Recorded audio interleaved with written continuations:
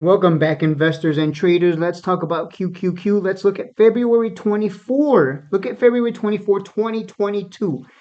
Look at this candle. Look at that huge drop to 318 on QQQ. But what happened? Look at this. Look at this huge run. Look at that. That dip was bought, guys, from 318 to a high of 341.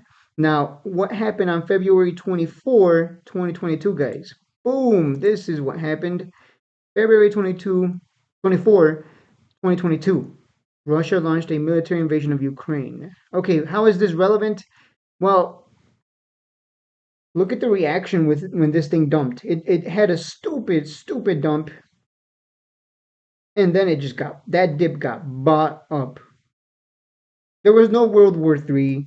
People overreacted and sold off. So what would I expect going into tomorrow? Well, if you look at Bitcoin real quick, let's look at Bitcoin. I think tomorrow calls might be the play. Now, don't just blindly buy calls. Have a strategy, please, and a stop loss. Don't just blindly throw money and hope. But if you look at Bitcoin, you notice it dropped because of the attack on Israel. But it's since then the dip has been getting bought up. So what I would expect is a gap down, and it gets bought the f up. That is what I'm thinking. I'm thinking it might even drop down here to demand, and we get a nice big green candle. That is what I'm thinking. Because if you think about it, there's no reason. There's no reason for it to be dropping like that. That doesn't even make sense. And I just showed you an example. Russia attacked Ukraine. Stocks took a huge dump, got bought up so fast. That's what I'm looking for on Monday. Look for calls. How I like to play calls is I like to go to the 3 minute time frame. I have my MACD. Where's my MACD? There's my MACD. I have a MACD with a signal of 5 and just 1226. So let me just show you that in case you don't know what I mean. Period 1, 12, period 2, 26, period 3. I change it to a 5. Normally it's a 9. And what I will be, this is not a 3 minute chart. Schwab is lying to me. Okay, here's your 3 minute chart. And you'll notice that I will be looking for dip buying opportunities. So when this thing comes down, you'll notice it come down and you will have the opportunity to buy the dip. Although I might have to switch over to the 4 minute. Let me see. I need something a little more clean, something trading a little more clean because I'm getting some. You don't want to see choppiness. You never want to see choppiness on the lower time frames because that can kill you, especially if you're trading off of the MACD. Like you don't want this. See, if you bought on this crossover, you got absolutely shagged. So probably the 5 minute for QQQ. I don't know about SPY. You'd have to investigate and see if SPY. Maybe SPY might be better because this is choppy when it gets choppy. But five. Let's look at SPY because SPY is pretty much gonna follow QQQ, right? If it dumps, everything's just gonna take a fall.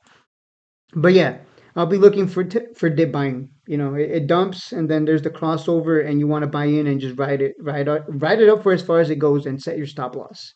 Here we go, dumps, and here's where you would have bought in on this candle, and it went up like a dollar. So yeah, so have some risk management. Don't just buy blindly. I made a video day trading calls on Tesla, made 41%.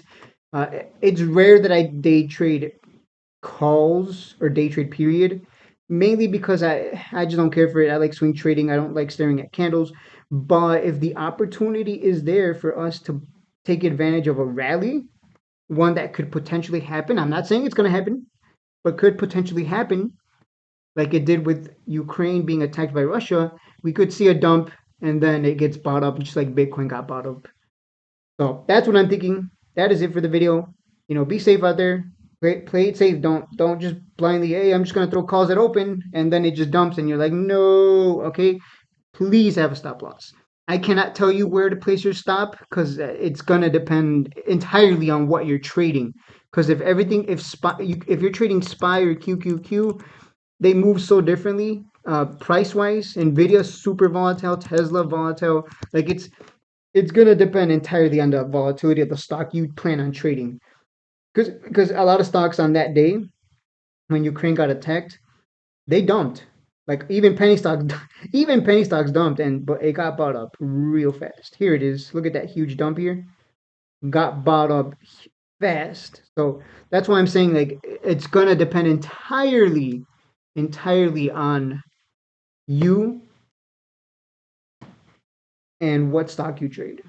If you have a strategy, that's calls tomorrow. That's what I'm thinking. Again, only if you get that crossover. If you don't get that crossover, there's no reason to. There's just no reason to buy if it doesn't cross over. If it just keeps falling, let it fall at that point. So please don't feel forced to take a trade. I used to make that mistake, but now you can see how volatile this is. Look at this. It's just going up and down like dollars, like it's no one's business. That's what I'm saying. It's going to depend on the volatility. That's about it. I'm not going to go too deep into this. That is the play for Monday. I'll see you guys in the next one.